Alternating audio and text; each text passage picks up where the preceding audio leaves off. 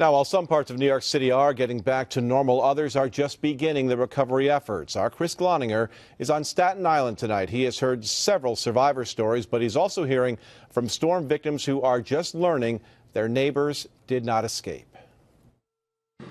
We're in another neighborhood in Staten Island, and you can see what the force of moving water can do, compromising the integrity of the ground, taking out these telephone poles and large street lights. A lot of residents here did ride the storm out. Some of them made it, others did not. I saw water over here, like the lights started reflecting, and I saw water. I told my mom, look, I think the ocean got closer. And it was going slowly, so my mom, she didn't even believe me. What Svetlana Davidova was seeing was a 10 to 15-foot storm surge headed toward her house. And then I saw the water just rushing, you know, like a river. And it was increasing very fast, like 1 foot a second.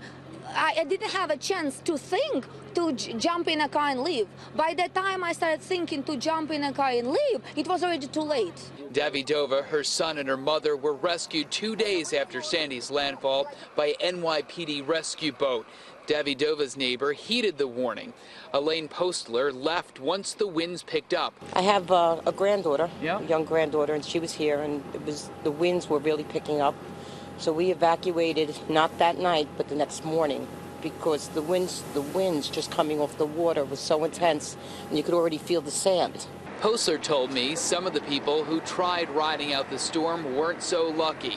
And then one of the fatalities happened right in your neighborhood. Yeah, it was right down the block. I feel bad, you know, it was an older gentleman, but it was sad because the family came and they fell apart. Residents I spoke with in this neighborhood said that they haven't seen FEMA or the American Red Cross just yet, so it's been a lot of neighbor helping neighbor activity. They've been getting by just fine until tonight, and this has been the case all throughout these areas hardest hit. There's been a gas leak, so they had to evacuate this neighborhood because there's a high risk of an explosion.